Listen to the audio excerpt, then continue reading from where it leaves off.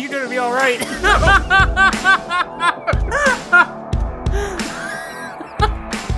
a spicy jalapeno pepperoni hot pocket. Should I just start? The front's a little tender. You should start. All right. Oh, fuck. My mouth. Hello and welcome to our as of yet unnamed podcast. I'm Jeff. I'm Tim.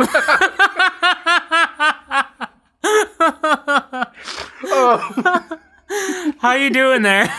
Burnt my tongue, but I'm fine. It's a tasty hot pocket. That's good. See, now the middle's frozen. Oh shit! You gotta stick it back in. Yeah, maybe. I gotta warm up that pocket.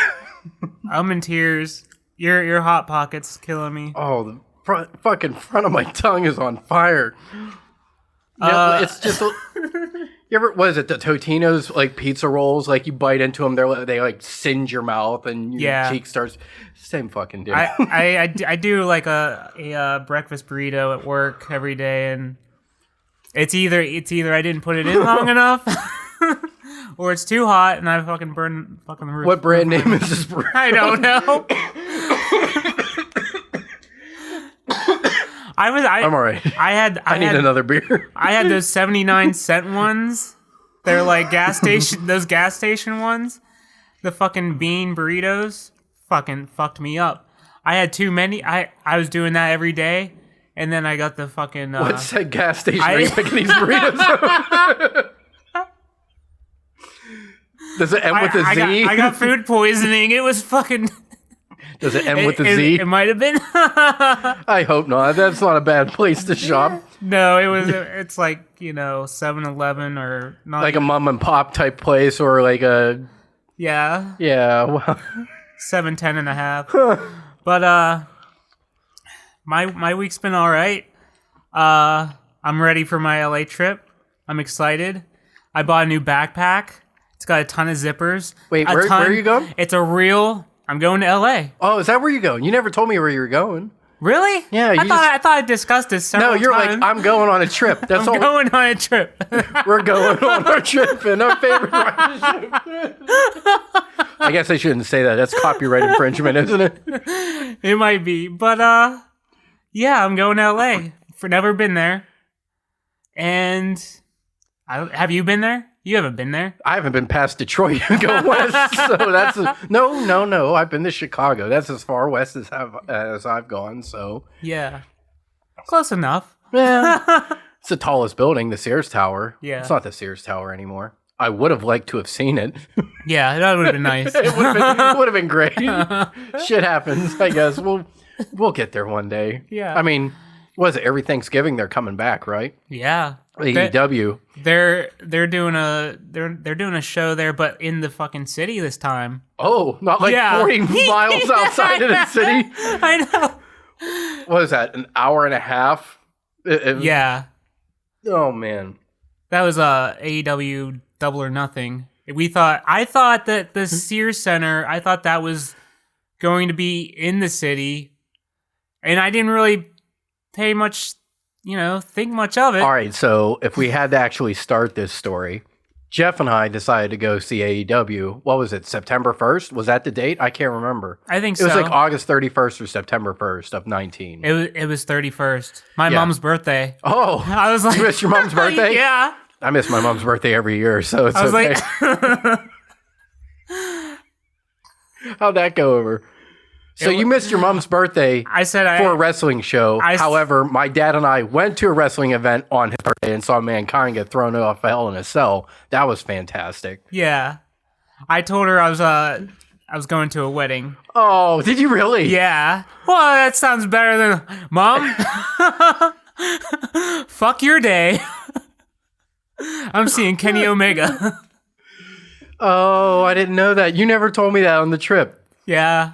I would have bought her a souvenir. I never miss my parents' birthdays. I'm always there on the day. Are you really? Yeah. So I haven't seen these fucking people. When you told me we were going to AEW, and I was like, I was like, ooh, that was like the one thing holding me back. I'm like, that's me mom's birthday. Me mums. Me mum. Well, we ended up having a good time, but anyways, we decided to drive out one day. We're located in Pittsburgh, Pennsylvania, safe to say, right? Yeah. It's about 15 miles out. So we decided to leave at like 3:34 in the morning. And we're just going to straight drive. We're just going to do like one trip without really stopping for food too much or anything like that. We're going to get there. We're going to try to spend as much of the day in Chicago as possible, enjoy what we see and everything. Anyways, we get to a T, like in Chicago, I start driving again. And it was a lot of traffic. And it was we can either go left or go right. And your GPS tells me 45 minutes, and I can see the skyline off in the distance. So when we start turning, by the way, we went through like a ton of I passes, which is easy pass here. Yeah. Like every like 3 miles, 2 miles, it was like stop, pay for $1, stop. I ran out of change. Yeah. I ran out of change. Anyways, we get there, we keep going, 30 minutes till destination, 20 minutes till that. I think we're going to the city.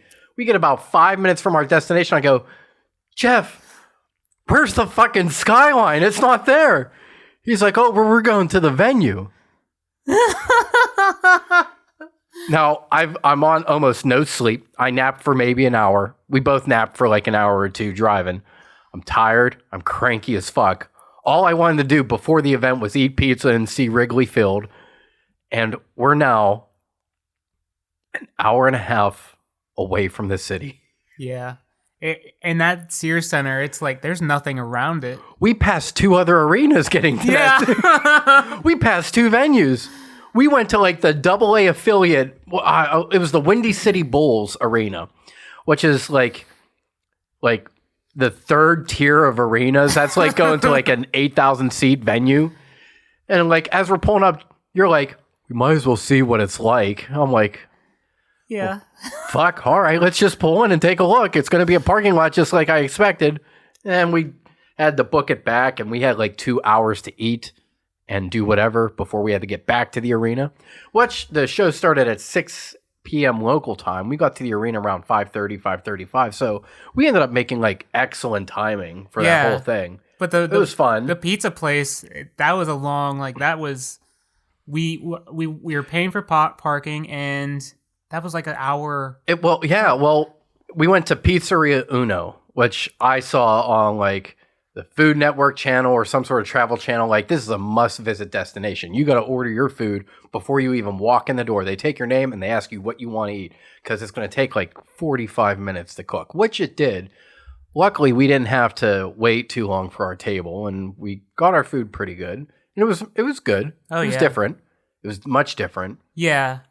That's my first go at like Chicago pizza. Real Chicago deep dish. Yeah, we haven't had that. We're local boys here, so that's not something that we normally have. So it was nice, and then we visited the Salt and Pepper Diner, which no longer is open. But to go back, when you said when we were at Sears Center, you just gave me that look. I'm like, you son of a bitch. I'm just like, what was it, like an hour? It was drive? A long fucking time. Yeah, I'm like, I'm gonna sleep this one out. Yeah, you're like, let's see the parking lot. I'm like, okay. As soon as we look at the parking lot, I'm tired. You just roll over. I'm like, fine. I was like, go ahead, go sleep. It's fine. I'll drive. It's whatever. We get closer to Wrigley Field, which was like an hour away. And I didn't realize this. It's in the middle of a neighborhood. There's like nothing but houses, and not bad houses. Like, it's just not something I would have expected. Most sporting venues it's in a business-like area. They're just surrounded nothing but a neighborhood. And I was like, fuck it. I just want to see this stadium.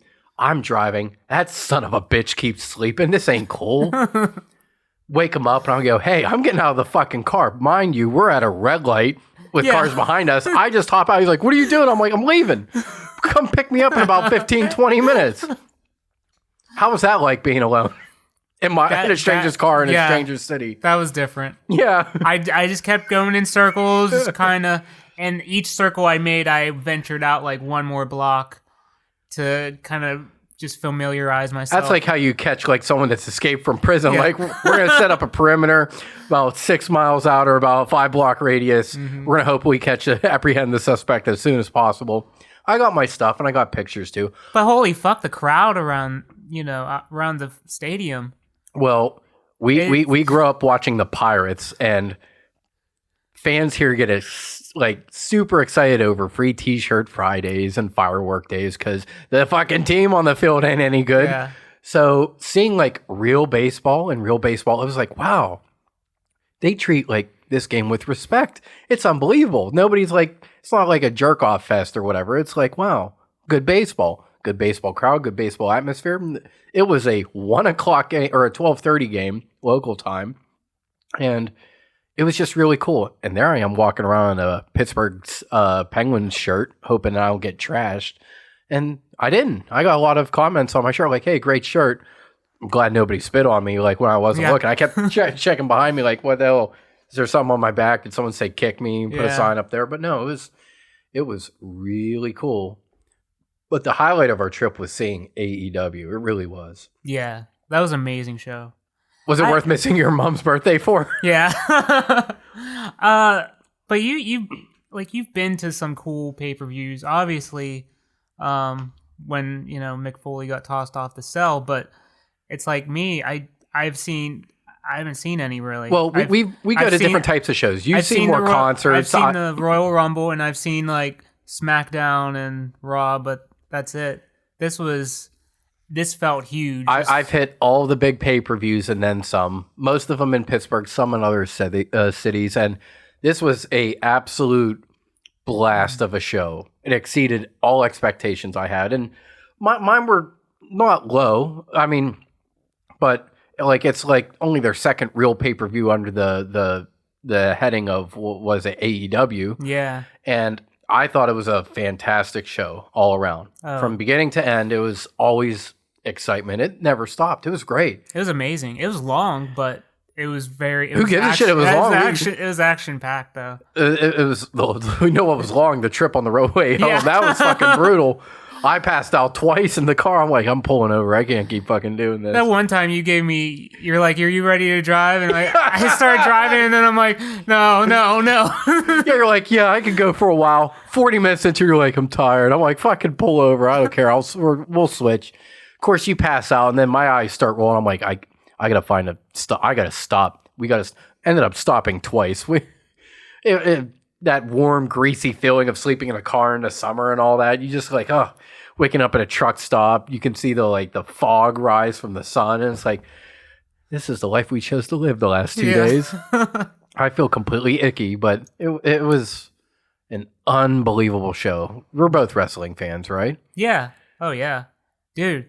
All my notes right now, all my notes are wrestling related. Yeah, well, Jeff was kind enough to take notes down for the both of us. I had no idea we had to be this prepared for this show, but hey, that's what we're doing. So what do you got for us? Are you ready to talk about that, or you still want to talk about Chicago a little bit more? I was just going to ease into it. We're going to slide right in. That's what we're going to do. Bash at the Beach was fucking awesome. Did you watch it? No, I watched none of it. So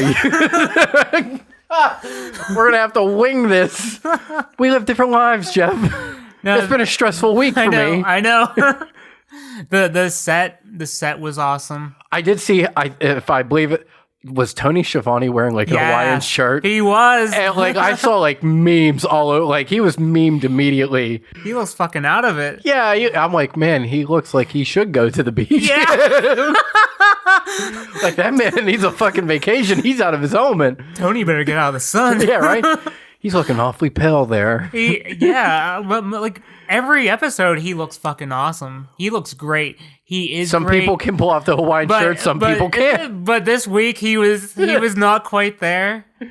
But So wait, did they do this on their on their Wednesday night show, or was this a pay-per-view? No, just their Wednesday night show. And fuck, I missed it because next week's show is also in Florida. They're doing Bash at the Beach again, and then this leads to Jericho's cruise ship.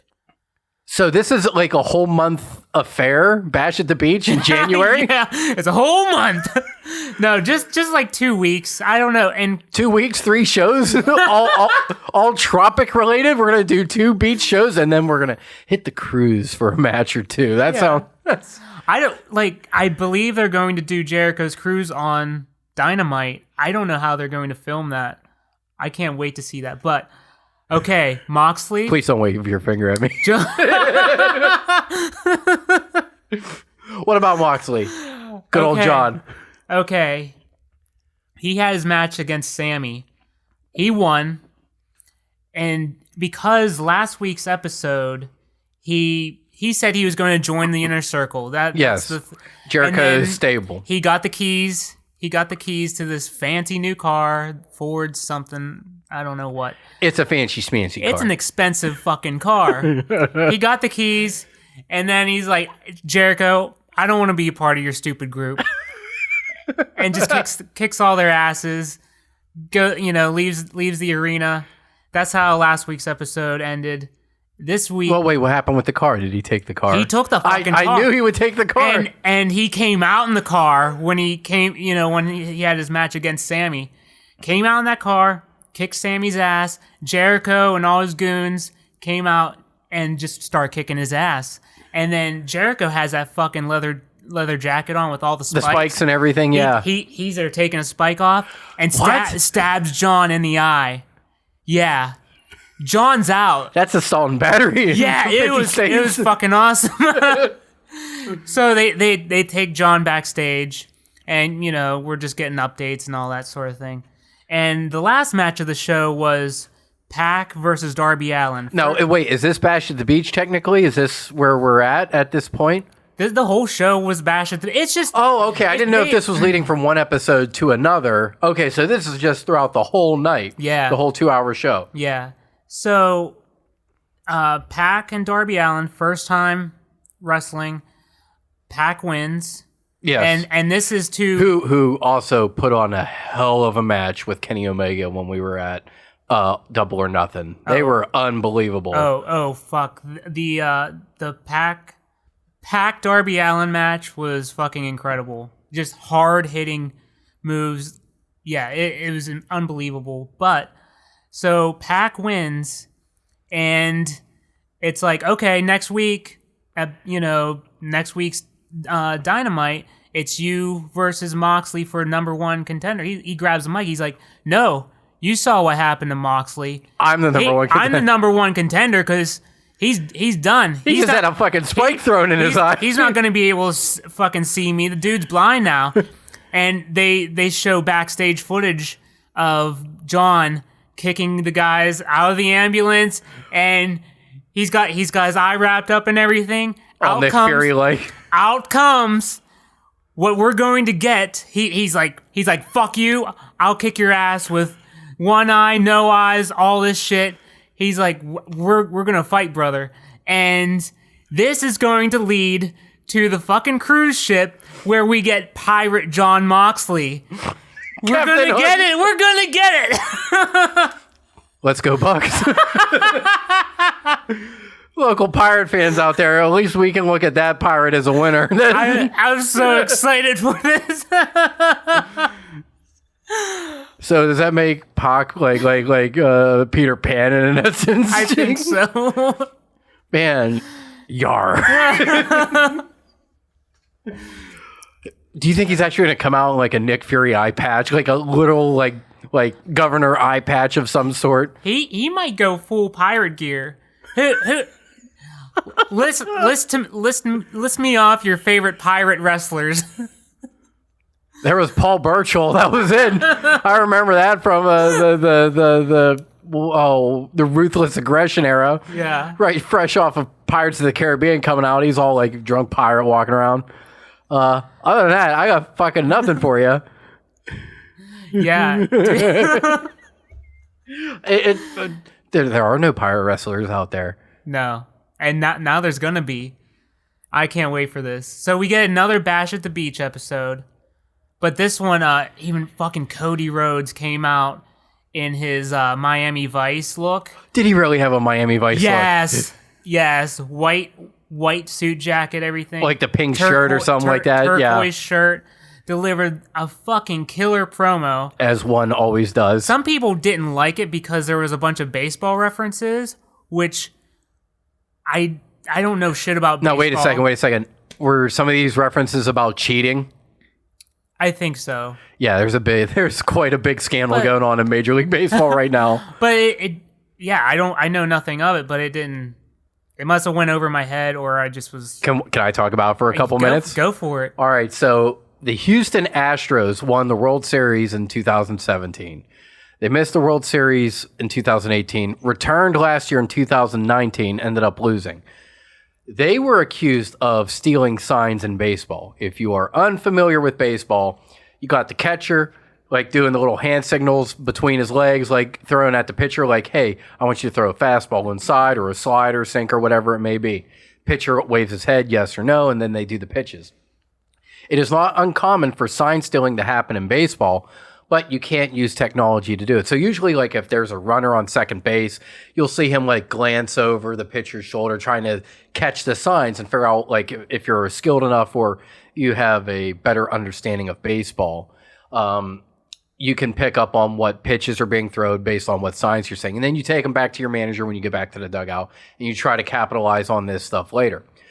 So the Houston Astros, which never won a World Series ever, went to the lengths, reported and confirmed, so they've been punished by using video equipment in the outfield to record the signs. And as the signs were coming in, they Morse code the message or the signs back to a guy behind home plate and used a dumpster can or a trash can, slammed his hands off of it to make Morse, like, I'll hit this 3 times if it's a fastball, 2 times if it's a sinker, 1 times if it's whatever. And that's how the batters for the Astros knew what pitches were coming. So they were just teeing up off of all these great teams, and it is just a really bad scandal. And what's coming out today is, which is really bananas crazy, that some of these people had electronic devices taped to their body. So they would have this buzzer on their shoulder, their chest, that would buzz once, twice, or 3 times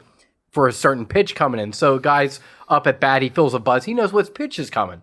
That's like far worse than steroids. They're talking about like taking a title off of this team. So if Cody Rhodes was mentioning cheating, I imagine that's why baseball was being mentioned, because the Houston Astros are in some deep shit for baseball. It is comically embarrassing of the types and lengths of cheating that this team went through just to get a title. So who's Cody? Who's he fighting?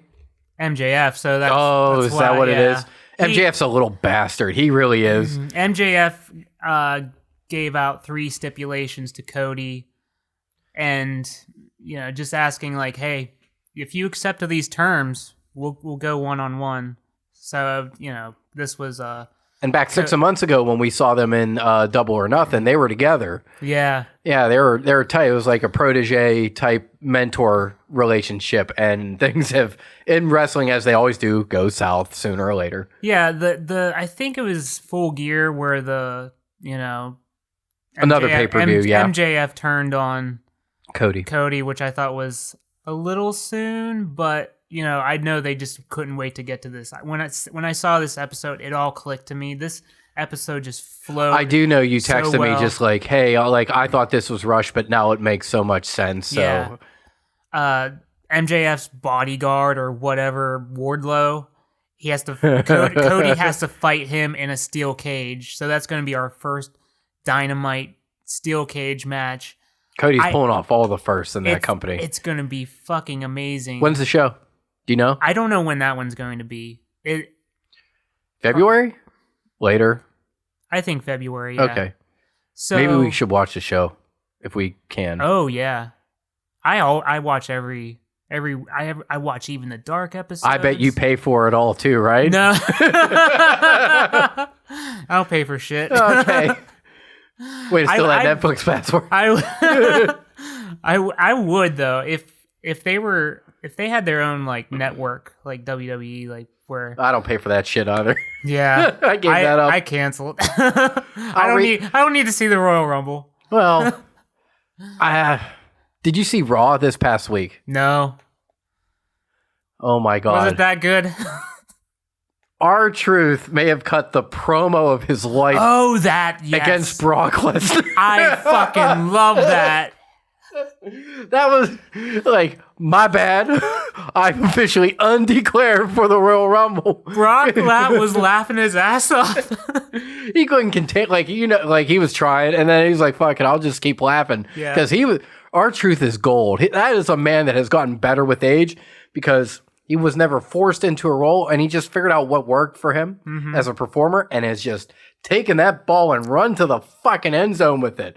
Like the 5-second dance-offs, I can't believe he got that over. That's like Jericho getting a scarf over or a clipboard over. Yeah. It's so fantastic. R-Truth is a magician getting things. He got his imaginary friend Lil Jimmy over. You know how goddamn hard that is? That's unbelievable. Especially when you're trying to be in he main evented Survivor Series once with The Miz against The Rock and John Cena. Wow. That's quite a career. You know, that's secretly an impressive career when you look down at it. Like, he's a goofy guy, but God, is he fucking talented on the mic. Oh my God, is he funny. Just unbelievably funny. That promo was hilarious. What do you say Cena was his favorite wrestler growing up or something? Something like that. Like, Lil Jimmy, who's your favorite? John Cena. Get out of here, Lil Jimmy. Turning, talking to nobody. That is... Oh, my God. So that's what all I could really recall happened in WWE this week. They out of their 3-hour shows, they'll have one highlight, and that's... It's like, you know how as Saturday Night Live has bad years, like you'll get a good sketch or two maybe, and the rest is all just chaos thrown around, hoping that something sticks when they throw shit at the wall. That's what that product is right now for WWE. It's like, let's hope this works. At least Raw. Raw is way too long. Yeah. Raw is excruciatingly way too long. I wish there was an off season. They're never going to get to that. I know. They need, much like every TV show, like you take 2 or 3 months off, even if you broke it up like 3 weeks off here and there, kind of like how certain schools used to do. Yeah. Yeah. I wish there was an off season and even if you give us another product, like, hey, you could rotate brands that way. Yes. Yeah. You could literally rotate brands, all 3 of them, just cycle with 2 months off in between. And then you can culminate that with a draft that would actually make sense. Oh, fuck. Wow. This is sounding really good. Yeah. I'm just pulling this out of my ass, so I'm surprised other people in WWE can't pull that shit out of their ass right now. Yeah. But they're still making money, so who's to say that what they're doing isn't working? But we just want good wrestling. Yeah. I think this week the overall ratings of people watching wrestling was up. So that for Wednesday nights. Yeah, okay. I was gonna say they had the national championship for college football Monday night, and everything on Monday night took a brutal hit with Clemson against LSU. So that was one of the most anticipated college football matchups of all time. And there was a poll online. We had a really great episode of NXT, a really great episode of Dynamite. Which do you think was better? I'm like, who cares? Like the fans get it's all better. The fans get a choice. The talent gets. You know choice. What's the winner? Wednesday nights. That's the fucking winner right there. Yeah. Screw Mondays and Fridays. Wednesday nights is where it needs to be right now. Wednesday nights make wrestling fun at this point. Yeah. But now there's going to be Tuesday nights with NXT. I do not know the details. All I know is that they signed through TNT through 2022 or 2023, something like that. Yeah. And a second show will eventually happen. So that sounds great. It sounds like it's going to be AEW Dark, but with added stuff from backstage and to flesh out storylines and that sort of thing. That's great to do without doing wear and tear on the wrestlers every week, too. Yeah. God, is that smart? Yeah. That is so smart. You're going to save bodies because they're not doing a ton of shows. Mm-hmm. So you're preserving the life of a wrestler, or at least the in-ring performance of a wrestler for an extended period of time. You're keeping people fresh. You're keeping them mentally fresh, because that's the other thing. You talk about, what is it, Beyond the Mat? Remember watching Beyond the Mat, that documentary from 20, 30 years? Ooh, yeah, 20 years ago. Holy shit. Yeah. Fuck, does time fly? We're old. Oh, is that depressing? Anyways, it showed the wear and tear of wrestlers. They're like, oh, I used to be on the road 320 days a year. That's awful. Like missing family birthdays and anniversaries or vacations, your kids growing up, your relationship at home, whatever it may be. That's a hard life. And the fact that at least AEW sounds like they're trying to be smart with their talent and keep them fresh and mentally healthy is really a right step in the long run for that company. How much better is it now? You can be on the road, but with technology, just, you know. Can you imagine just driving? Oh. Yeah, right? Just driving? I am so bad with directions. No shit. So, fuck. Your GPS told me so. I know. But, hey, what about RVD getting Impact kicked off of Twitch? For having a 3-way. Wait. Yeah. Oh. So Impact. What? Impact Wrestling's on Twitch. What's Twitch? Is that a channel? It's a streaming service? Yeah, it's kind of like YouTube for gamers, but you can stream whatever content. All right, so I'm still grasping the sentence. RVD got Impact kicked off of Twitch. Yeah. Because of a 3-way. He was basically having a 3-way. He's going through like a midlife crisis. That's his storyline right now. And he's just there. Wait, is this a storyline or is this real life? Like, I'm so, like, nobody watches Impact, so what you're telling me is like slipping on a banana pill impactful, not the, well, I guess that's pun intended, but, all right, so, wait. So there's a 3-way going on in the company or on TV or in segments or in real life? On TV, on Twitch, because you can't, it's like YouTube, you can't have boobs or anything like that. And they were just going a little too risque. They're getting frisky? Yeah. I didn't watch it.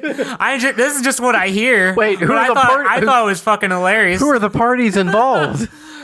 I don't know. It's his wife, or I don't know if it's his real life wife or what, but and some other chick, some other woman. Yeah. The real effing show. So as I'm going through my stuff this week, I literally almost took a photo of it, but I'm going to bring it back for you. I found a drawing from when I was 13 on a card. It is a rough drawing / colored pencil sketch of RVD with his thumbs up.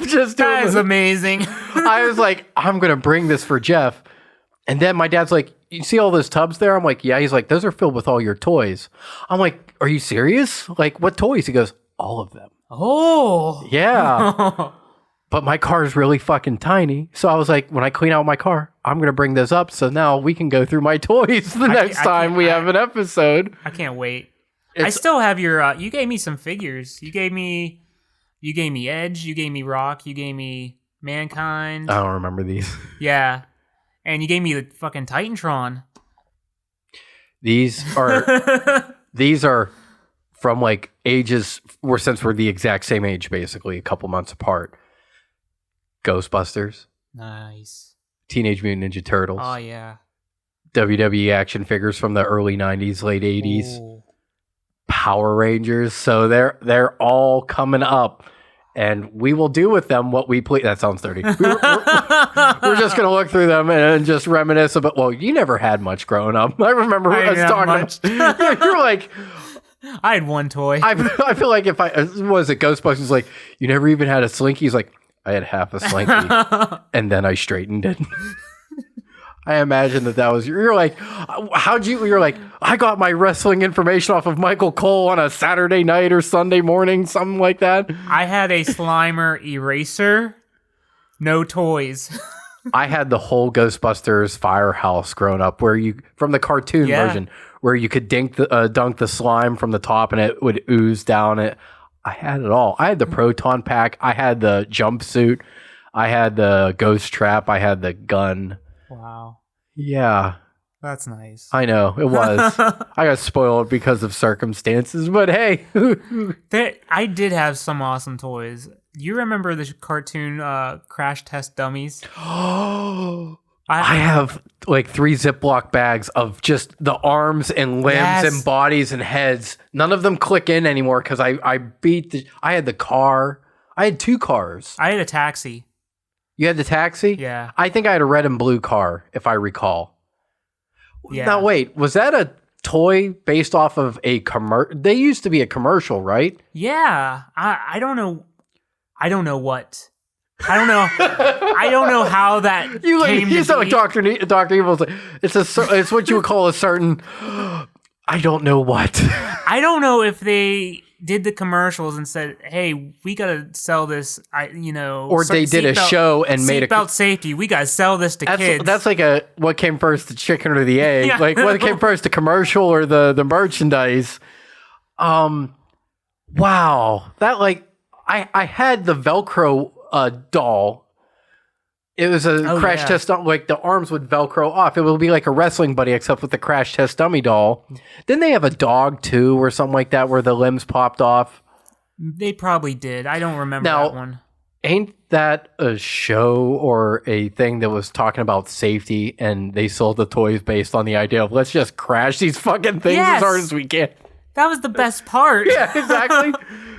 Oh, well, it's like, fuck, lives matter. Let's just ram. Like the windshield would crack and pop out, like it would break in half and punch out. And the airbag, everything. And of course, everything was decaled. So like, I would be like, Dad, can you put the stickers on? He'd be like, yeah, sure, son. I'll get anything for you. Way to go, Spud. So I completely forgot about this. I don't know if I still have those, but they used to be around. I have Micro Machines. You remember Micro Machines? Hell yeah. Okay. No, I didn't. That was like, The thing is I remember seeing Micro Machines, but I was not a fan.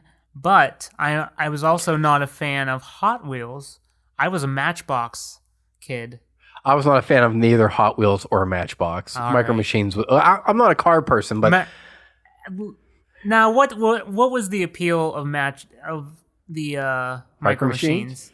Was it just because you could have an entire city and all that? If I recall, it's like I can have everything. Yeah. It was just like Legos, like the world is my oyster. That's exactly what it was. They had the little what was it? It looked like it wasn't a muffler. It was like it was some sort of car part, but when you opened it up, it turned into a gas station. So it was like Mighty Max. Remember Mighty Max? Yes. The little you open a skull and it's this dungeon. Or if you're girl friendly, let's not exclude the girls. Polly Pockets, which was the other one. I collected both. My good dad I had. He was like, well, if he grows up feminine, I can't say I didn't try. So he if I saw something I liked and it was within reason and I was a good kid, he got it for me. Hell yeah. So like that, and that's why he got me art supplies too growing up and all the other toys. I would have killed for an Easy Bake Oven. I was a fucking fat kid. I forget that you were a fat kid. So we met we did not meet in high school. We met fresh out of high school at our first day of a career school. Both baby faces. Which we don't do. Well, you do more of a career in that than I do. But anyways, yeah, it was an interesting take on meeting for the first time. But yeah, you were kind of chubby. I was thick. You were thick with 2 C's. Yeah. Now you're probably in better shape than I am. I don't think so.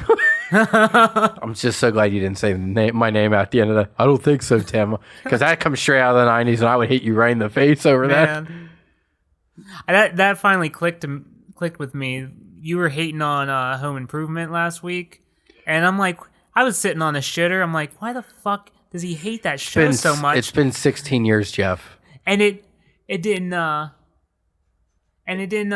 click with me. So I was like, I got grunted at my whole childhood, and then I lost my. So yeah, we're not getting into this. That's rough. Let's move past it. Yeah. What else you got?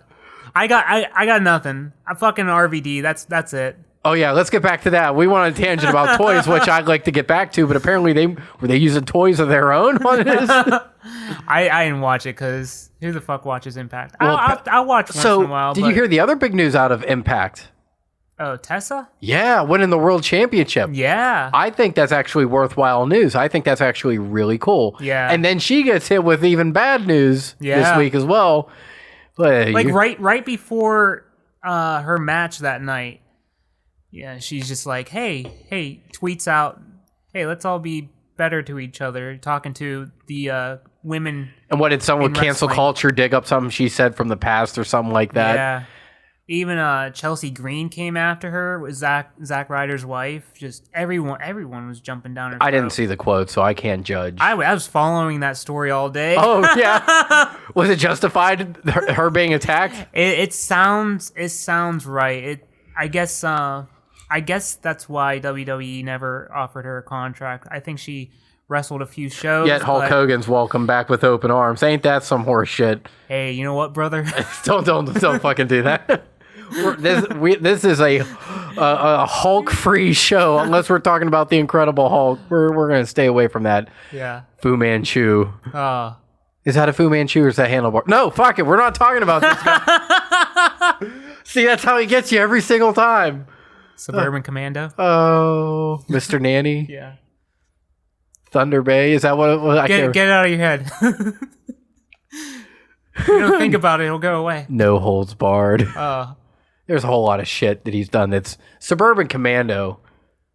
Yeah. All right, I gotta stop. Like every time I'm inching closer to the cliff. No, but Blanchard, like what? How bad was it? Don't repeat it, but like I trust your judgment. How bad was the comments that she may have said in the past or whatever? The N-word was used against a fellow wrestler in, I believe, in Japan or something. It was overheard. I'm shaking my head. It was overheard in the crowd, so... Do you think it was a character thing, or was it really personal? Well, it sounds like she has bad locker room behavior. You know, she's just a tough person. That's just stupid. A tough person to deal with, and... That's Antonio Brown stuff. That's not okay. That's why as soon as she sent that tweet out there, just like, what? Why would you do that? Like, what is the benefit of posting stuff like that? Yeah. I think she thinks she's a good person. Genuinely, good person, and but you can't say shit like that. You can't mean shit like that. None of that's okay by any stretch of any imagination. Yeah. That's all bad. That's terrible. I know. Well, now because I never knew that. At the same time, I'm like, I hear her name a lot, probably the most from that company. Like, why is she not like making a jump to a different promotion or a better promotion? That's what I was thinking, the same thing. And like, and she's a gorgeous looking lady. Yeah, she's stunning. She's really good on the mic. It's believable that she could take on some of the men in Impact. That's why I was like, this is pretty cool. Yeah. When I heard this news pop out, and like literally the same day or something like that, or within the same time frame, it's like, oh, she's in hot water over these comments, and I'm like, come on, dude. Yeah. That's no good. Yeah. But what other notes do you got? I got nothing. Oh, did we burn through it all? Yeah, I was ready to hear some movie stuff. Okay, I haven't watched the whole season of Watchmen. I only watched the first episode. What do you think about this being the only season because the creator left? Did he really? Yeah. So HBO is like, we're not scrambling. We're not. No, they're just. This is it. We're not going to do anymore. Really? And I guess it ends in a way that they can end it. Yeah. You know, I guess there are things that they could do, but. I wish I knew what the ratings were, because that's also a big indicator whether or not they would just say, let's keep going, or if we're not. All accounts is that the show is incredibly well made and is visually stunning and telling a brand new story too. It's continuing. Who wrote The Watchmen? Alan Moore. Okay, because he basically hates anything that anybody else does with his property. His name isn't on this at all, so... I figured as much. He wouldn't be tagged with this, because I know even when Zack Snyder came out with The Watchmen, which I didn't think he did a bad job, he did a different job, which is kind of going in line with everything else he's done commercially. He's going with what he's going with, but he doesn't do a bad job with what he has. It's just what he has isn't necessarily the greatest. But a friend told me that Zack Snyder paid Alan Moore $1 million to watch his movie, to watch Yeah, and Wow. I don't know if that's true. That's yeah, I don't know. I didn't check it, but and when the movie was done, Zach says, "Hey, so Alan, what'd you think?" He says, "Well, that's a movie." So yeah, yeah, woof. That Yeah. is. he wants. That is desperately seeking approval, which is something I know a I little know. some about because I'm always seeking approval. Yeah, That's rough. Oh my god. yeah. Like either you're feeling incredibly bold or seemingly desperate or a blend of the two. I think Zach had a great deal of respect for Alan Moore. I'm and sure he wanted- probably wanted to be like, listen, I'm not treating your property as garbage. I'm putting a lot of thought into this, and I feel like I'm doing a very visionary take on your visionary graphic novel. Yeah. Like I'm paying as much respect to your stuff as much as I can, and for him to go, meh. Have a good day, meow. That's Yeah. exactly what that sounds like. Wow. So they're just flat out stopping with Watchmen. Yeah, I thought that was bold because I thought they were going to at least get 3-4 seasons of this. Seasons are starting to, the amount of seasons per show is starting to dwindle downward. Unless it's a sitcom, a lot of shows aren't lasting longer than 5-6 seasons. It's I want to call it like the Breaking Bad method where you get 5 strong seasons and that's it. And if we want to maybe dig back into that later, we can, which I like. The Walking Dead is pretty much dead at this point. Yeah, I mean, they're going on season 11 or 12 or something like that, and there's not much life left in that show. And I don't know what's at fault, but you can say that it just got too brutal, much like the comics. Now, Robert Kirkman did that amazing thing this past summer, going like, oh, we're done. yeah. Which I think is pretty cool and classy in a way as well. But the viewer also feels like there's no end in sight, and that's true because AMC seems like they would just want to keep going. They're going to beat those walkers to death is what they're doing. Well, The story do you feel like you need an end in sight? Are you that type of person? No, but at times I felt like the story was not really going. Anywhere. Yeah, Okay, so more or less not an end in sight, but a clear path Yeah. is what you're looking for. Because not the same show, you can't even. But a Big Bang Theory, The Big Bang Theory, I thought is a show that could infinitely go on. That show never got stale whatsoever, and that is the longest running sitcom of all time based on that format. They did 12 or 13 seasons, which Holy is shit. yeah, that is K through 12. That is an entire school life right there. Wow. And some shows are just better off with 4 to 6 seasons max. Some shows hit a wall. Dexter hit a really bad wall. I mean, that show, I don't know if you were a fan of Dexter. I never saw that. Oh, brilliant show, well acted. 4 seasons of it, incredibly strong, and then the last just crashed and fell apart. Yeah. Because some shows hit a peak, some shows have a shelf life. Jumping the Shark, that is a Happy Days reference. If you've never heard of that, Oh, yeah. yeah. When Fozzie jumped the shark, that's when you know the show was dead, and it went on for too long. But one season, a one and done. A lot of companies, a lot of studios don't plan for a one and done. A lot of these studios are making shows to go. They're building an infrastructure for possibly other shows as well, like The Walking Dead. They're doing a digital series. They've done a spinoff. They're doing another. It's just they keep going. But it works for them, or at least kind of works for them. You have the opposite happen to Swamp Thing. The creators wanted to go for probably 3. Nope. Yeah. Nope to the rest of your sentence. That ain't happening. Like what? It was only a few episodes in, and it's like we're done. Well, they were slated to do 10, and then they said, "Euro guys are only doing 8, so wrap this shit up." And then they were told, "Don't come back." That's a company that doesn't know how to wipe its own ass too. Yeah. However, that's a DC property, right? Oh yeah. DC did a really interesting thing with Crisis on Infinite Earths with especially the Flash, and not going to get into it, but you see a certain character that no one saw coming back, and not only into the show, but coming from a different realm of entertainment, to possibly breathe life into a different branch of property is breathtaking. It is fantastic. This is something that just looks to be a nice jump start to something that we all thought was probably dead. DC's Birds of Prey comes out in a couple weeks, and I'm not impressed. It doesn't look great.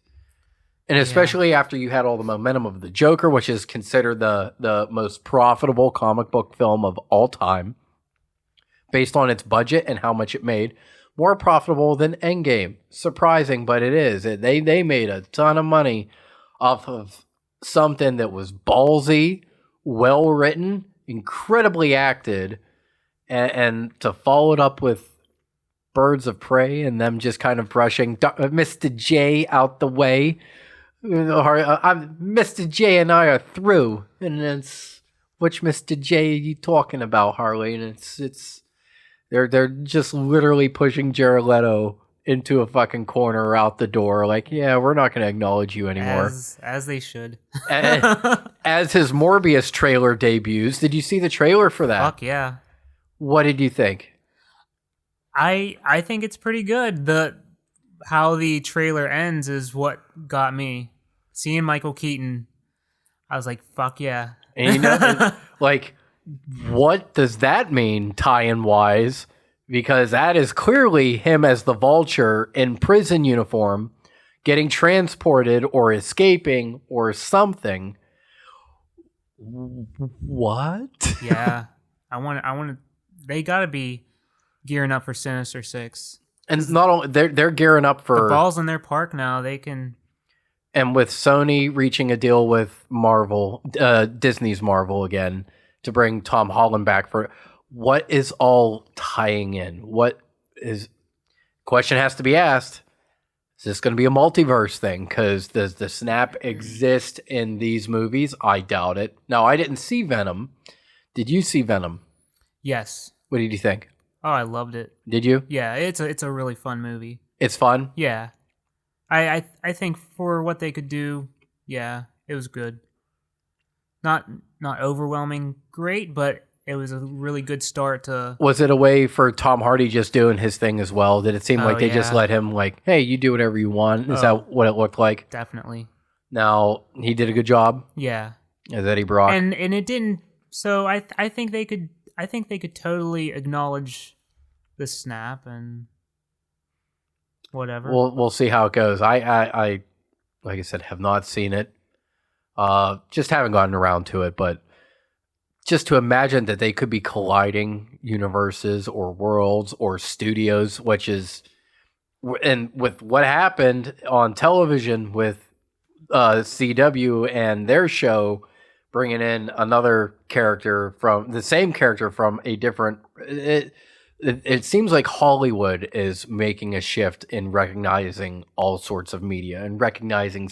like, you ever hear of studios sharing intellectual property up until the last several years? Mm-hmm. Like, literally, Kevin Feige introduced that by getting Scarlet Witch and his name's slipping my mind, the character, the Quicksilver. Yeah, Quicksilver. Without actually calling them that in that film, getting them off Fox. It's like, we'll just fucking buy you later. Yeah. That's amazing. So, it's really interesting what's going on, at least in comic book films going on. I did see A Beautiful Day in the Neighborhood. That was pretty cool. Oh, I wanted to see that. Yeah, it is wonderful. Mr. Rogers is not the main character in the film, believe it or not. He is a supporting actor, and that's what Tom Hanks got nominated for, and rightfully so. It's the right category. He got nominated for supporting actor for Mr. Rogers. Wow. Well, who the hell stars in it? Well, I can't tell you the name of the actor. Well, no, because I gotta see this. Well, if you don't mind me spoiling a little bit of it for you, it's the beginning of the All film. right, yeah.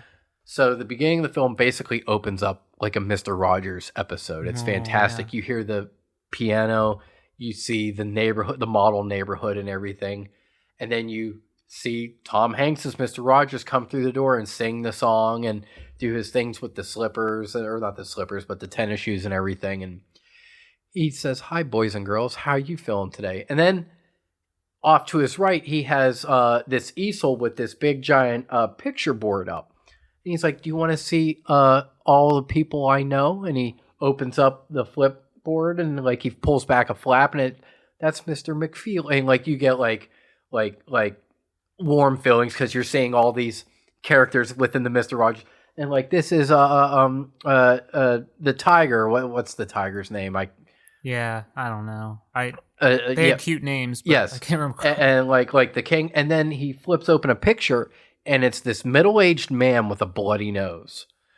And immediately when I'm watching this, and I have my child with me, Shit. I'm like, where is this? I'm like, where is this going? Like the guy literally has like on the bridge of his nose a gash with a black eye, and the blood's running down. He has this confused look on his face, and I can't remember the character's name. He's like, I'll just like, and this is my friend Terry. And Tom Hanks gets a real serious look on his face as Mr. Rogers. He goes, "Terry is sad and angry. Can we imagine why Terry might be sad and angry?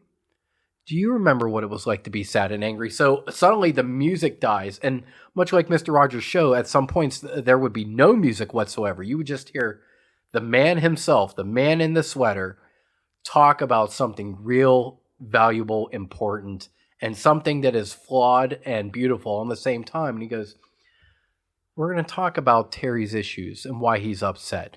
And then it zooms back into the neighborhood, the model of the neighborhood. You see the Mr. Rogers neighborhood, and it zooms into his house. But the difference is it zooms past the house, over a hill, and then you see the exact same model, except it's the city of Pittsburgh. Oh, like I get like emotional goosebumps about it now, but you see the little toy incline, like the trolley going up the hill, and you see the water fountain and the bridges, and you see a plane fly over the city and it goes over hills, and then you see a model of New York City. So it takes us into the story of whatever this character's name is, Terry or whatever. And he's a writer for a magazine in like the mid-90s or something like that. And he clearly has issues with his father. That's who he gets in a fist fight with. And he's kind of like a, like one of those bashing reporters. Like he's the one that digs up dirt and everything like that. He's like a ruthless writer and reporter. And they call him into the office after he gets in a fight with his dad. And they're like, "What assignment do you got for me?" He's like, "Well, we're doing an assignment. We're sending all of our reporters out on covering heroes. And you got Mr. Rogers." And he's just like, "Can I get anybody else? Like, what am I going to talk to this guy about?" And she goes, "I think you need this." And that's where the story goes from there. So the story follows this reporter and his family issues growing up, not just growing up, but during like current times. And Mr. Rogers' character, or the character of Mr. Rogers, pops in this man's story as he's interviewing him and going through his life struggles. That's why he's a supporting character. And to be honest, for a Mr. Rogers movie, that's what it really needed to be, because Mr. Rogers was never about himself. And you see in the movie, he leaves all of his flaws in the movie. His wife talks about how he's not a perfect man and everything like that. And the idea that we get to follow this other man and have Mr. Rogers compliment this man's story is way more beautiful than I expected. And my daughter loved it. I loved it. It was really, really amazing. I suggest going to see it. If you're from Pittsburgh, as we both are, we went on a Sunday and the theater was packed. Wow. And this was 3 weeks after it got released. And it was still like everybody in the crowd was singing the song. Everybody snapped at the same time for the song. And it was really cool. It was little nuances and nods to the show and to the man himself. And it was a beautiful story. So Wow. that was great to see. That was fantastic. So I suggest you go see it. It was really great. Can't say enough good words about it. Yeah, I have to see that. I did see the documentary. I think it was on I did Netflix. not see that one. Yeah. What was that one called? I can't remember. It wasn't A Beautiful Day. That's what we just saw. Yeah. Won't You Be My Neighbor? It was called, and that was left off the Oscar list. A couple, and people were like, "How does that get left off?" And for whatever reason, it did. But for a time that we live in, I mean, even baseball's not pure at this point. Not that it really ever was, but we all could use somebody like Mr. Rogers. We need the Bob Ross movie next. Get the universe. You get the know PBS. what? Oh my God! I didn't cinematic even, universe. I didn't even the PBS verse. Yeah. Or whatever you want to call it, or the WQED verse. That would be a swell. Thanos. Wow. Thanos is the tote bag. And just like that, when you get like my hopes up, like you just I literally went in my heart like, oh really? What a great idea. Who can we? Thanos. Oh, heart sinks. Man, that would well. He died on the 4th of July, as I recalled, and that was a really sad 4th of July when he passed away. But another guy that. And Steve Irwin is eventually going to be a movie too. All these great. Wow. It has to be. Yeah. It has to be. So in a time where we all feel like we need heroes and good people and good-hearted people, I think those would be 2 great movies to come out. Bob Ross movie, man. Movie won't last longer than 22 minutes. That man couldn't. My daughter is watching Bob Ross, and literally after 5 minutes, I watch her jaw hit the floor. And then we get to the end of the episode, she goes, he did that without commercial time. I'm like, oh my God, Sam. Yeah. Like, oh my God, baby. Like, I can't believe, like, you're in tune just like he did that in, like, a handful of minutes. Like, it takes me I can't cook food that fast sometimes. Frozen pizzas don't take longer than that. That show is amazing. Is that what drove you to be artistic? Is that one of the things? No? Definitely not. Man, like, the more we're different, the more we're the same as well. Because that, like, he would be on, and I would stop what I was doing, and I would watch. I really wish I would have paid more attention to him when I was younger. It was probably my teenage years that I would watch that show, but I was never like, oh, I want to paint some, scenery. I never got into that, but watching him, it wasn't just the scenery. It was just how he did it. It was more or less the method of how he did it. And of course, like now we're all jaded. We see YouTube videos or Facebook feed videos, whatever. Like not that I'm knocking these people, but like spray paint street performers or whatever, where they have templates and in like 7 minutes they have you a whole. Like, that's all well and good, and yeah, that takes talent, that takes effort, that takes precision, tedious detail. But the fact that when you're 5, 6, 7, and you see this guy looks like he painted the world in front of you in one episode, and how he did it, and when you're like halfway, you go, I don't know what the hell this guy's doing. I don't understand what he like.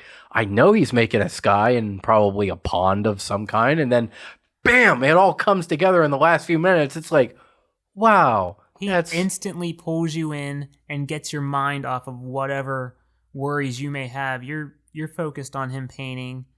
Yeah, you're just watching it, and it's like, damn. I'm always like, oh, he's gonna add a big ass tree right there. He don't happy need that little tree. He don't need that. The painting looks perfect. He's gonna fuck it up. And nope. It's like that's exactly what was needed.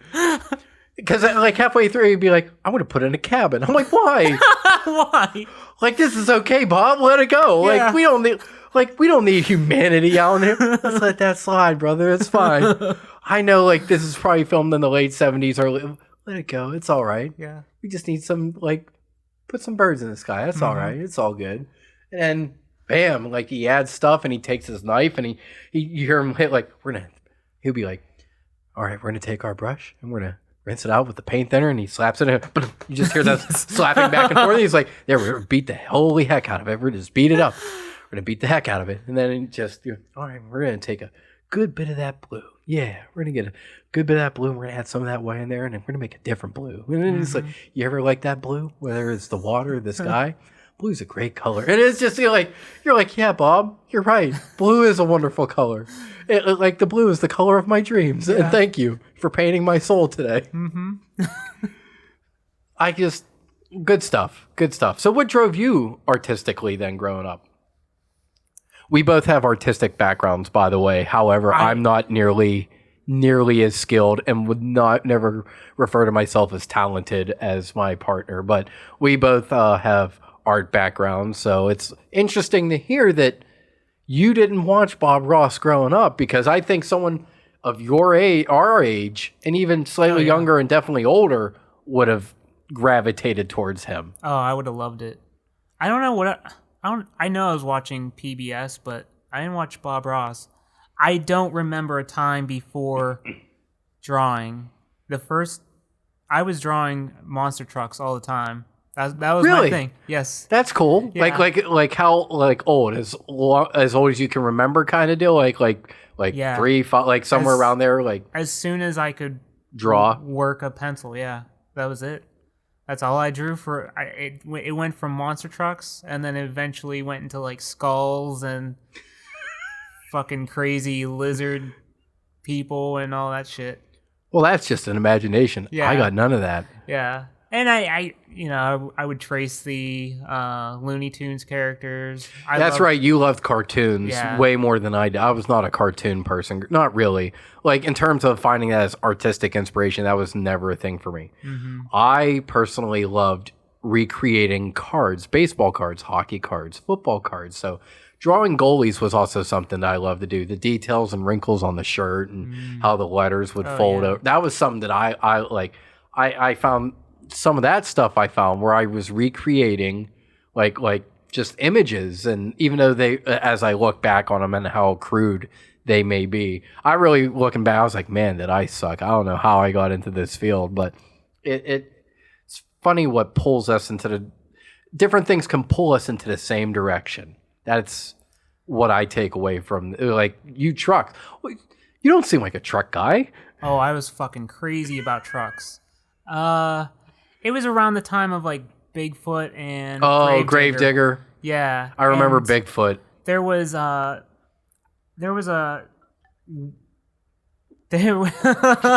Are you okay? Came out through my nose.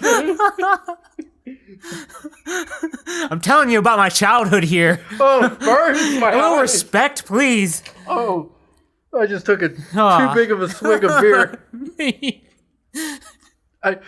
You keep talking. I'm gonna blow my nose. Your face is so red. Yeah, give me a second. No, it was Chevrolet USA #1 monster truck came to our area, and my dad took me.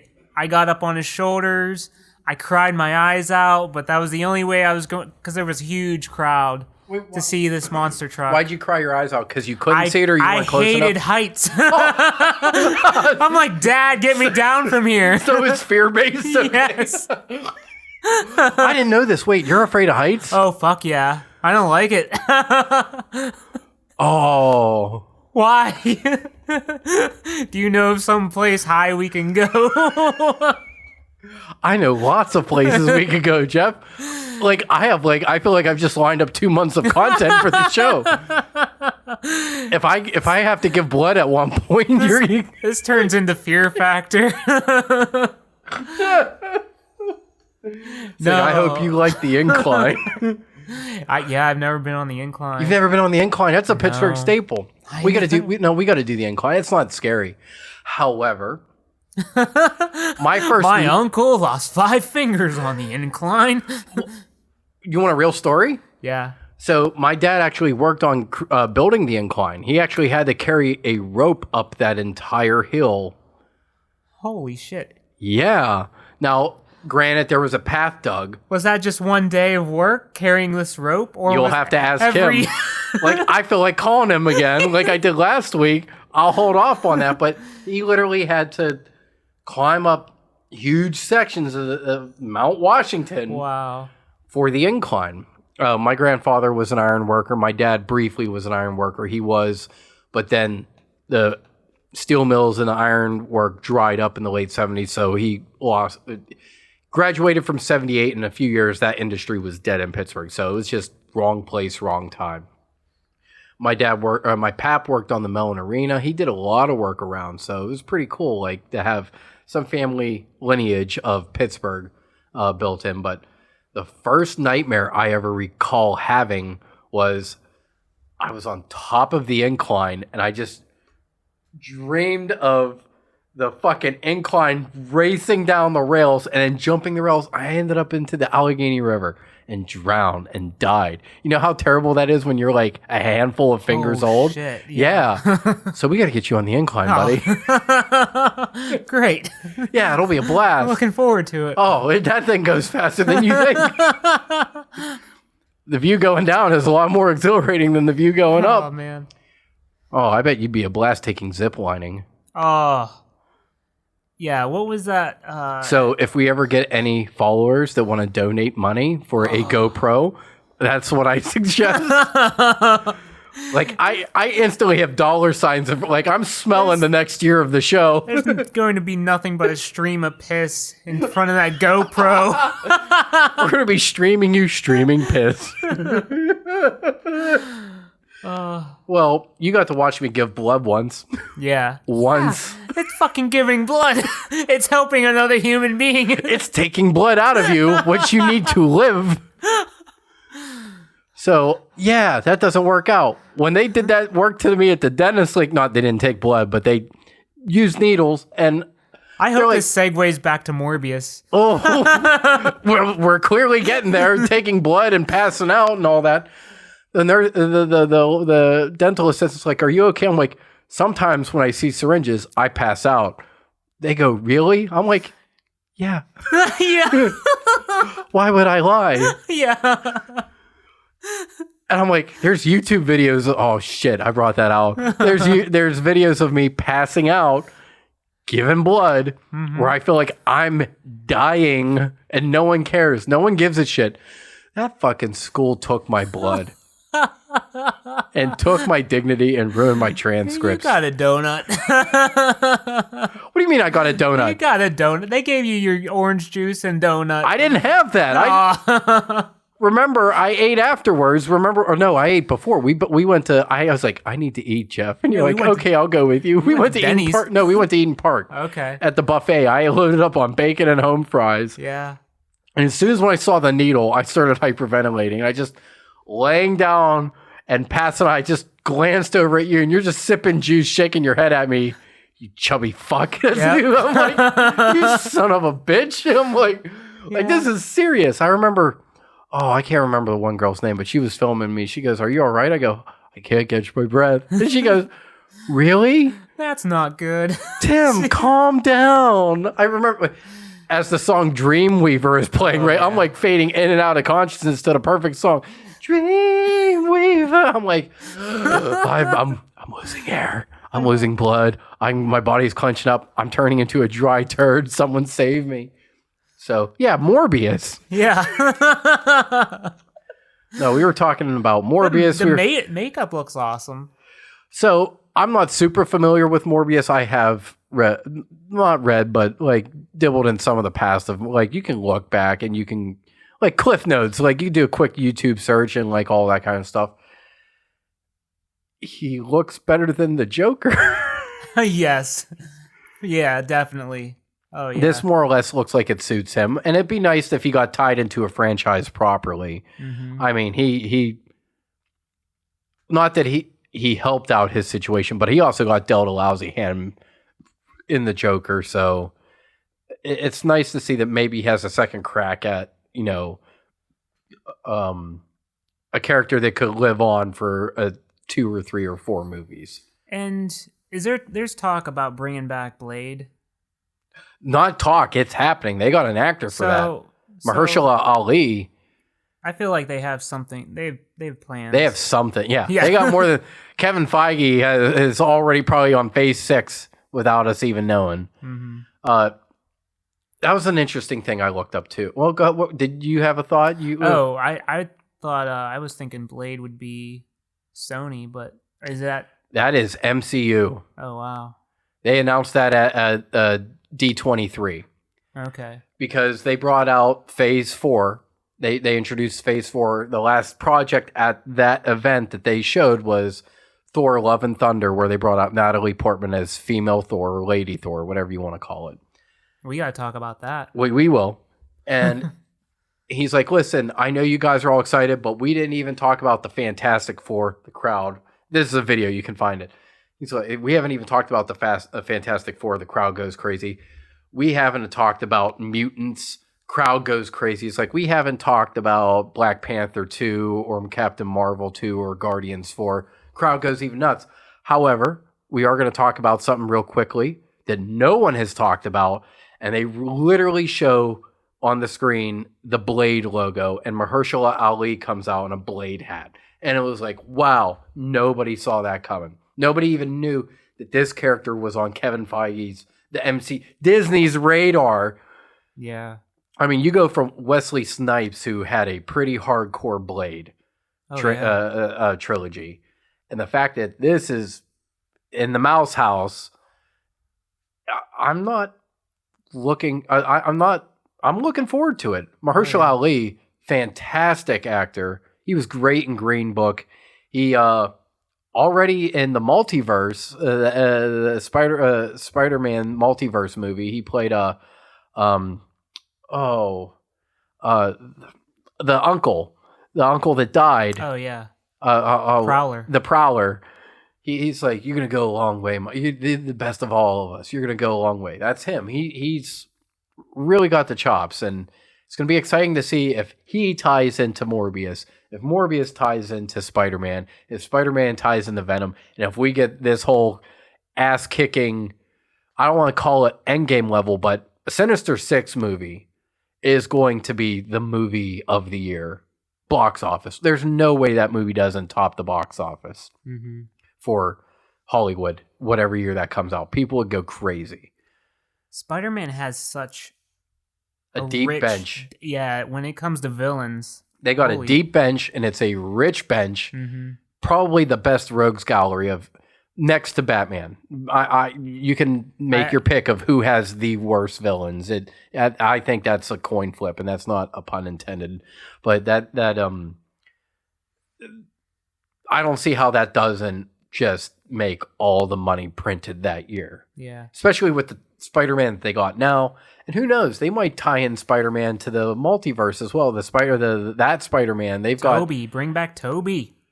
Like I said, with what we've seen on the CW this past week, I have high hopes that this is the trend that's happening. Because it's time we start acknowledging old properties and maybe not as fondly remembered properties and restoring faith into some of those properties by bringing a multiverse style back into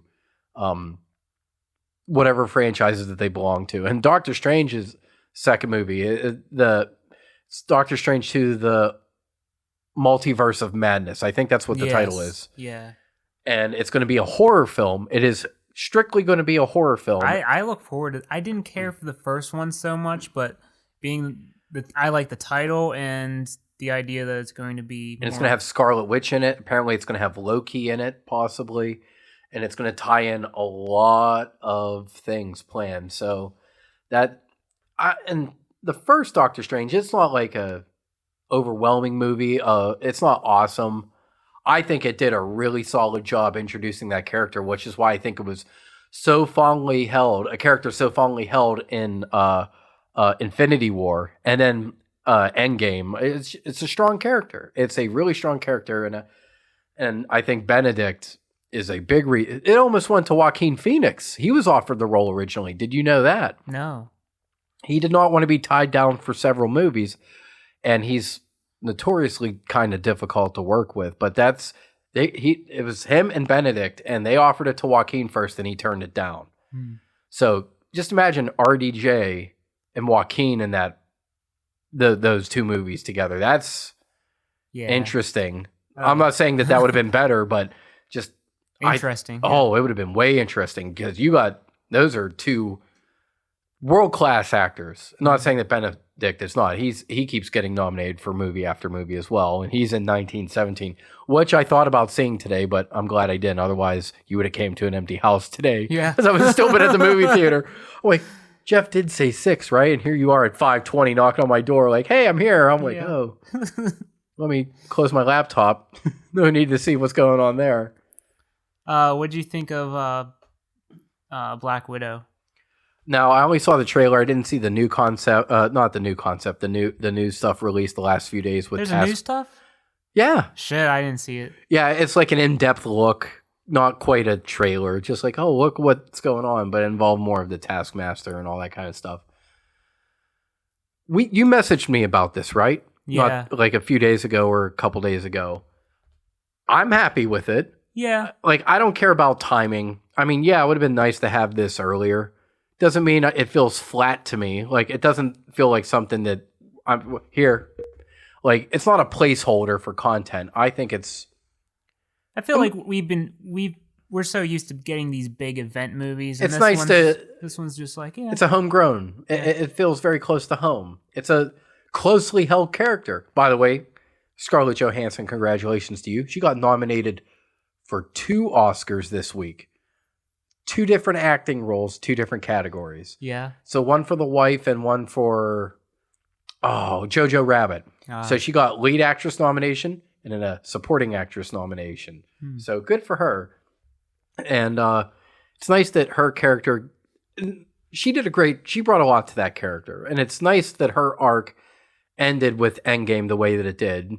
She got complete when she got to have a family and save a family when she started out with no one. So to see, it's kind of fuzzy where this timeline takes place.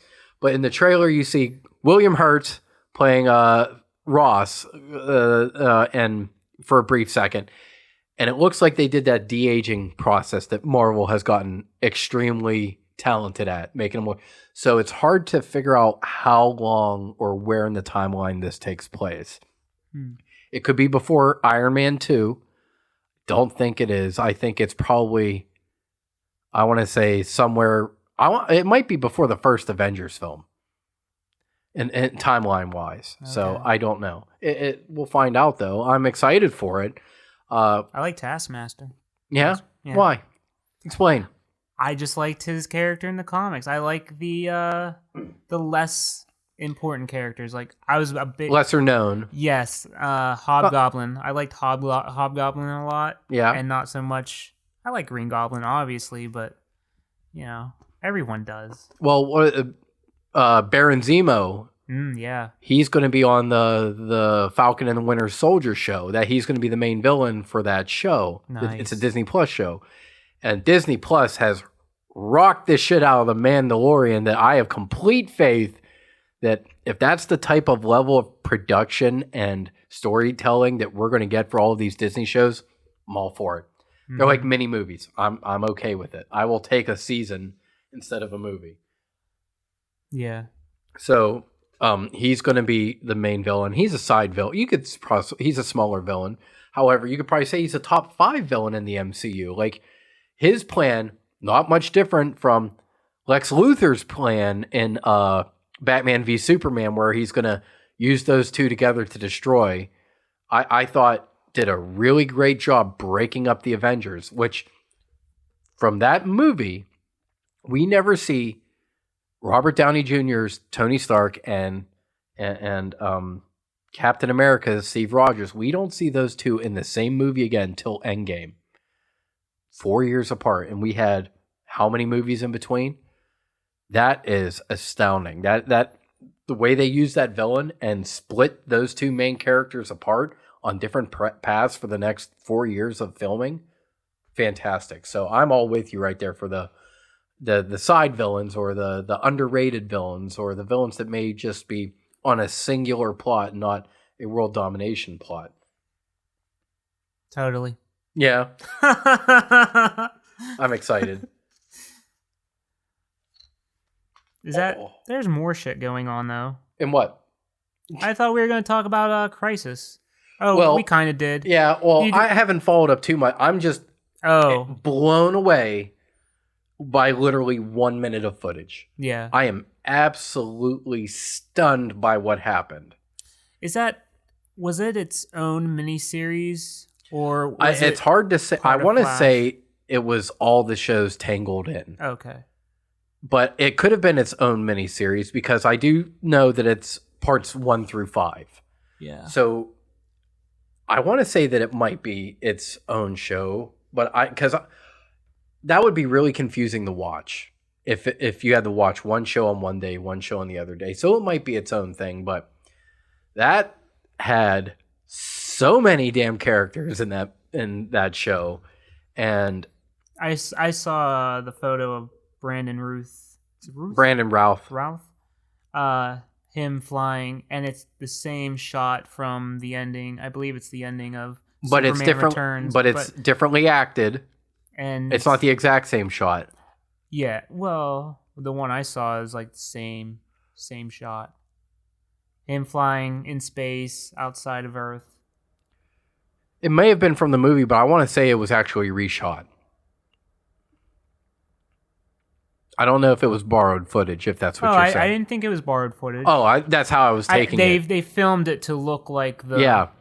And just seeing the bigger S. And with the yellow behind, Which fans were like, why the fuck are you giving us a small S on his chest in Superman Returns? And fuck, we got the big S. I was watching highlights of one of the shows just to go through. They were literally traveling to different Earths. On the show, what seemed like every 3 minutes. Like you saw this, you saw that, and they were just throwing everything at you. And I'm like, like as much as that's a lot to take in, literally, like, and this is the simplest. All the possibilities you have with that, and the fact that they opened some doors, and they opened a very particular door with one of their characters is. I cannot wait to see what happens. Yeah. I gotta watch that probably. Yeah, because I'm trying. Like I would love to show you the scene, and the fact that it happened, and the fact that it exists for fandom everywhere. It was very redeeming. It was a very redeeming thing because. This character and the actor playing this character doesn't deserve the heat that he gets for it.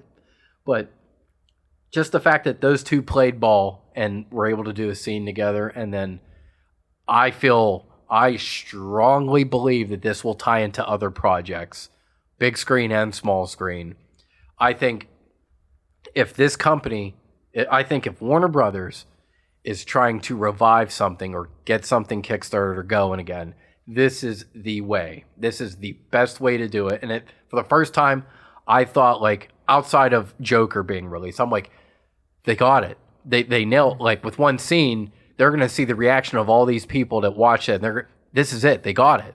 They finally cracked. They got a little bit in. They got through. So I'm hoping. God, I'm fucking hoping. Yeah. God, because you and I have talked at length of how much the DCEU has just repeatedly shit its own pants. Mm-hmm. I don't even want to get into it. That's cool. And here I am, just like, I'm like a puppy, like right, like seeing a dog treat. I'm like, oh, this is amazing. I can't believe it. But it's very exciting. It's exciting times right now for fandom, considering that. Not saying that this is going to be an off year, but this is the first year where we're not having some sort of big MCU blowout in the summer. We just saw the end of the Star Wars saga.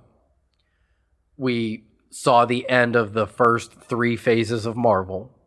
So we've seen some bookends. This was the ending year of Game of Thrones.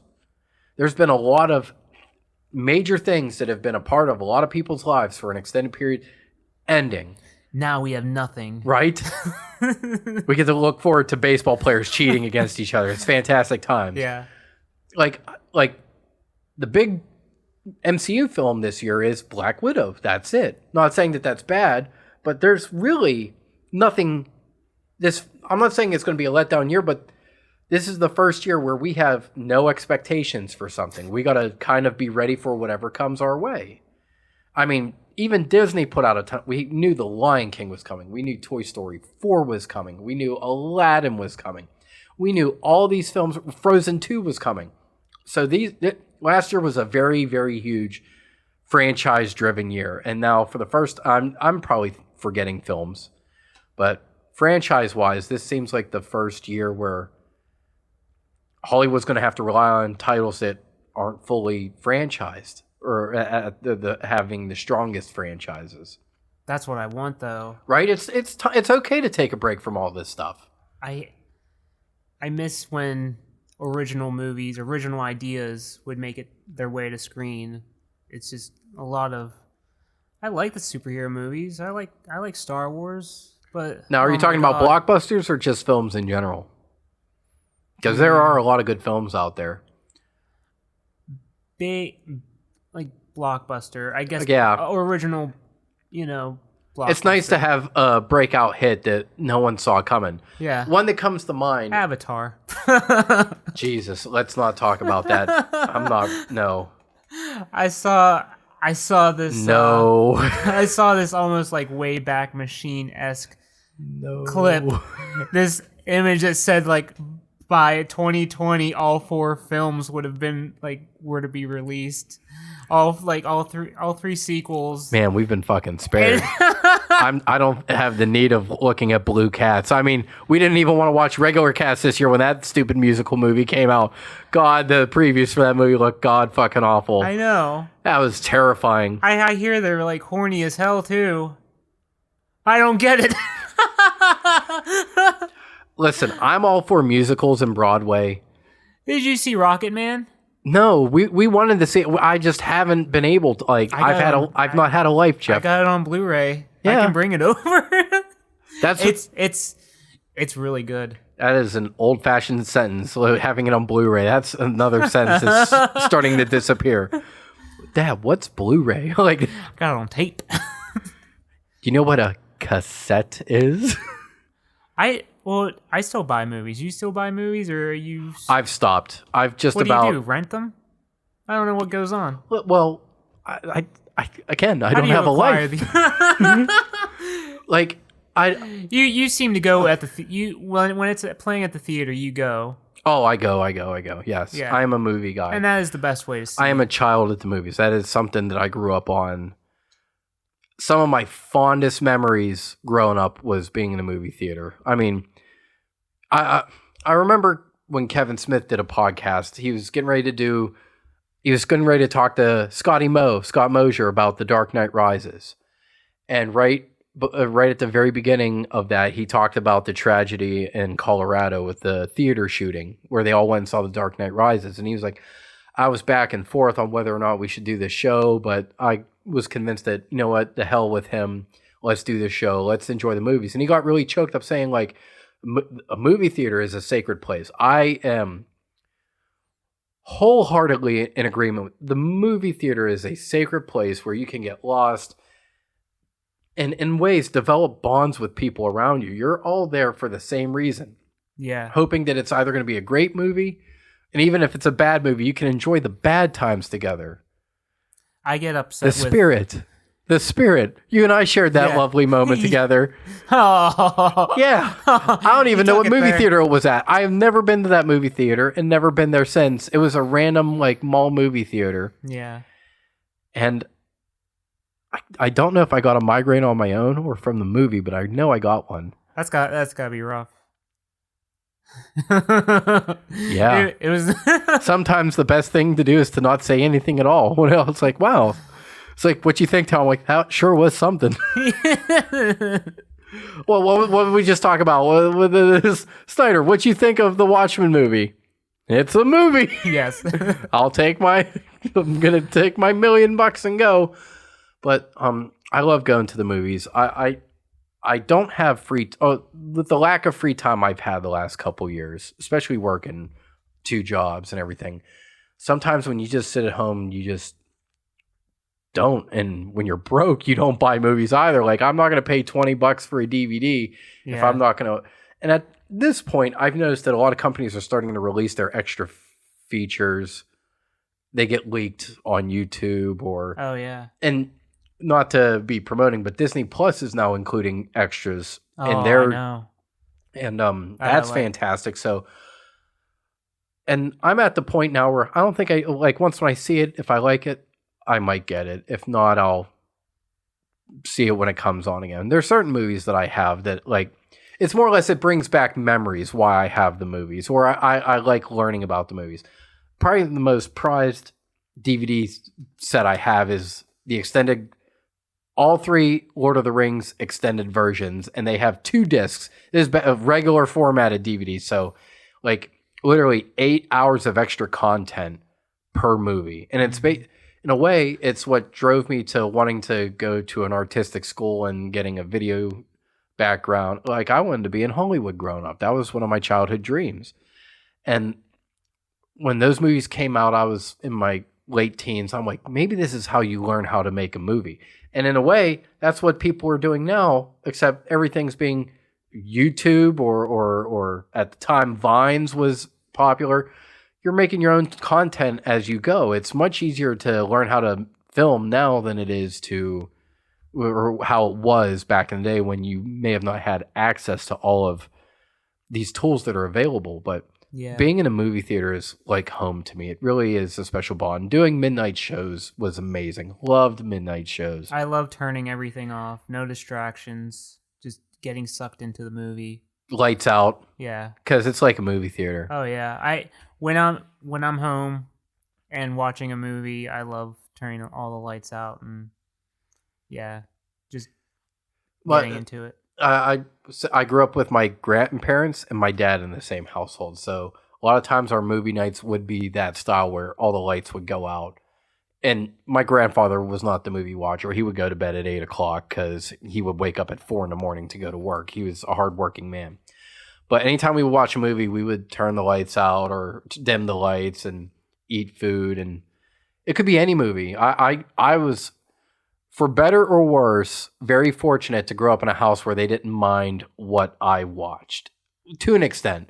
Like there was no nudity or anything, but like if it was a rated R film, as long as it wasn't super awful, I got to watch it and I would get to have my own copies of it. Mm-hmm. So like kids my age, I'm like, what? You didn't see Terminator 2? Why? I don't like. It's a great film. Like I don't understand. Yeah. And they're like, yeah, Tim, we didn't. And then this awkward silence would happen, like it just did now. And but I would move on. But I don't necessarily buy too many movies. I'll go to the movies now. I love having a movie app on my phone where I'm a member and I can go see basically any movie I want for a certain fee. But I had Movie Pass. Yeah. And I rode that sucker out till it Lilo died. Dallas Movie Pass. Oh, that was a fun movie. Fifth Element. That was a movie that those are the type of movies I'm looking for. Like in a way where it's just an individual movie. It's a blockbuster. It's a unique story that no one has ever told. Like that's stuff that I would welcome into the movie theaters at this point. If they would have done Fifth Element today, they'd be like, all right, let's do 5 more. And people are still clamoring for a second Fifth Element movie, which I hope they never touch. Yeah. Some movies are just better left untouched. That's why I feel like, do we need a sequel to Joker? I mean, yeah, I think it would be awesome and cool, but do we need it? I'm okay with it just being a one and done in that format, but yeah, like Fifth Element was a great film. Independence Day is leave it alone, but the first one was awesome. That was probably the funnest midnight show I have ever been a part of. People were screaming in that film. Will Smith entering his prime. Jeff Goldblum still in a prime where he's coming off of Jurassic Park and a lot of other action films and being popular. And that was the perfect storm of a perfect action film put together. Yeah. As a perfect popcorn movie. That's a way I grade films sometimes. You want a popcorn movie, you got to look for those individual movies. One of the movies that I thought kind of hit that stride not too long ago, Olympus Has Fallen, was quietly a good action film. And then John Wick was quietly a good action film. And then they franchised the hell out of that in a hurry. But everybody loved the last 2 sequels. But that was like, oh, what a cool idea that this just randomly became like an unexpected hit. I love unexpected hits. Anytime a movie can creep up on you, and even the artistic films. I loved Green Book. Green Book is so fantastic with Mahershala Ali and Viggo Mortensen. As a good period piece, story about developing friendship in very hard racial different times in a southern style. It is just a really great story. And I love stories like that. Who doesn't love a good story? Yeah. So, yeah, I'm looking for all sorts of movies like that. I don't know what's coming out this year. I completely draw blanks. I'm sure I could IMDb right now, as you like to call me, the walking IMDb. But Yeah. I hope there's some.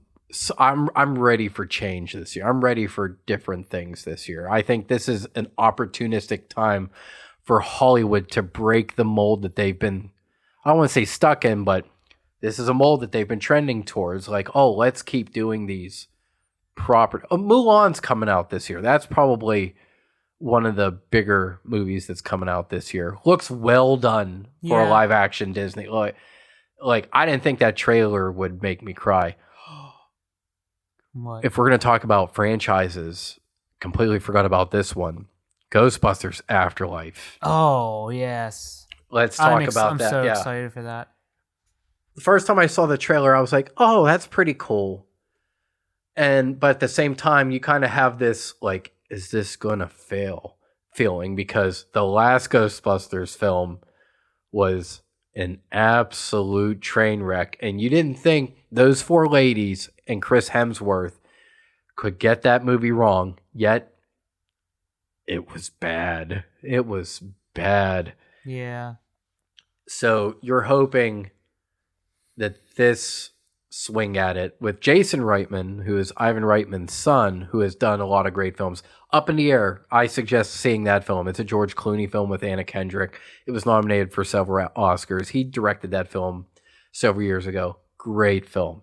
Great film. Not a happy film. It is not a happy film, but it is a great film.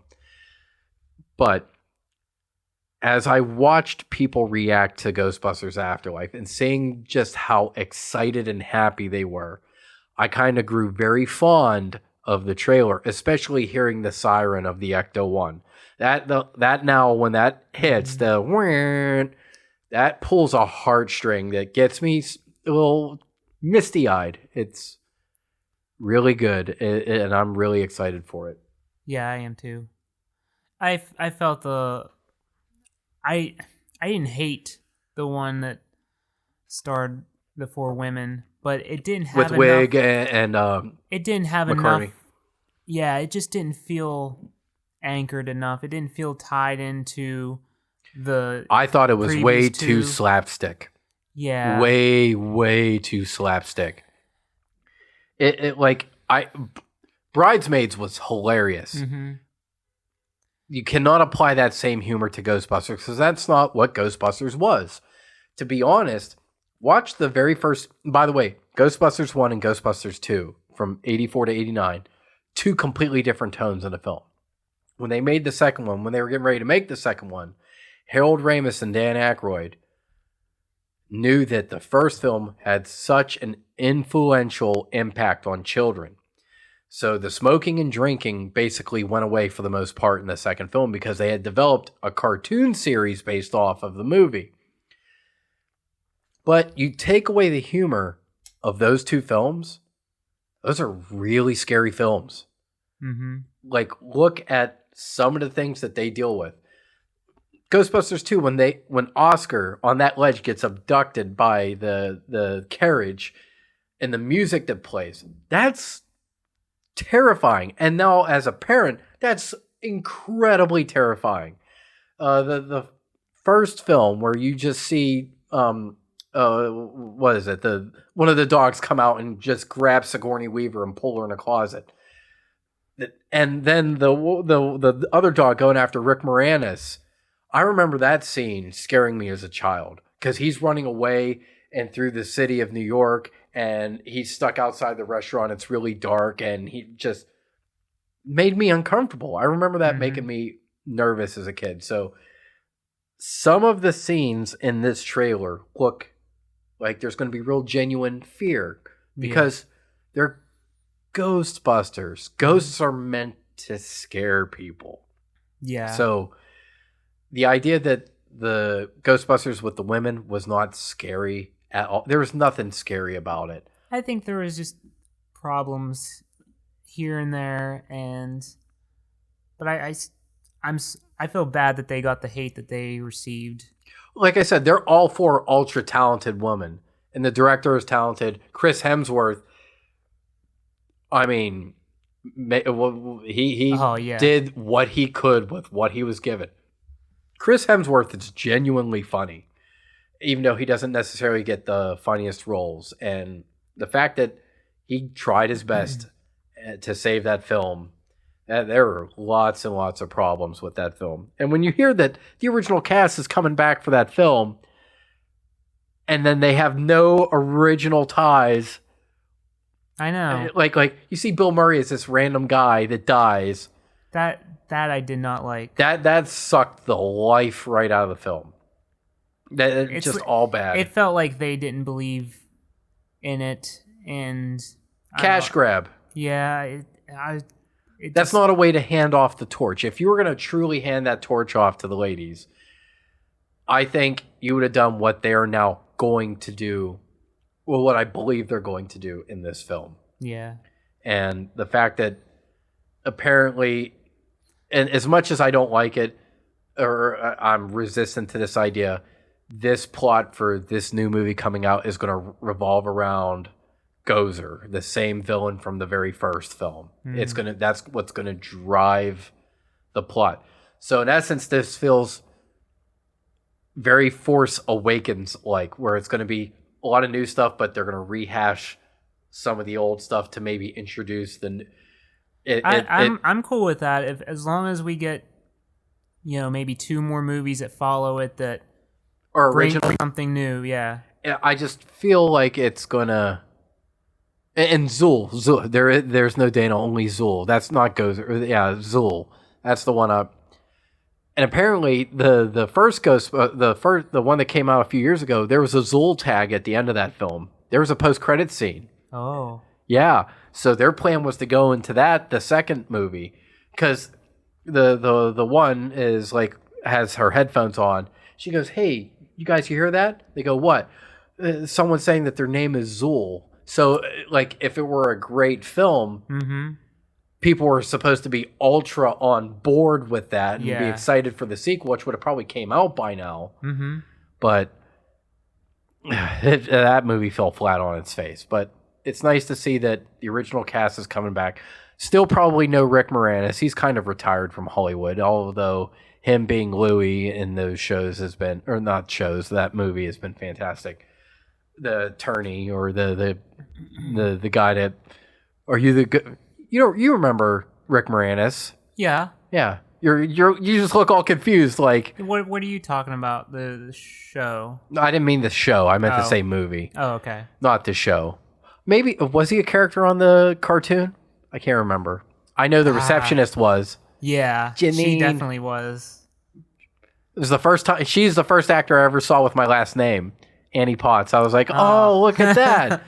Like, it's so cool to see my 5 letters on the big screen. That's pretty nifty. It was very cool.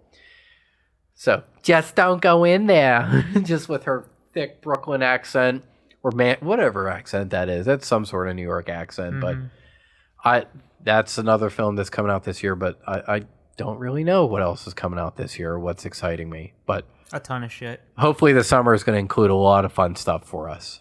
Yeah. All right. Well, I think we're good there. Yeah. All right. Done for the night? Yeah. Okay. Fuck you.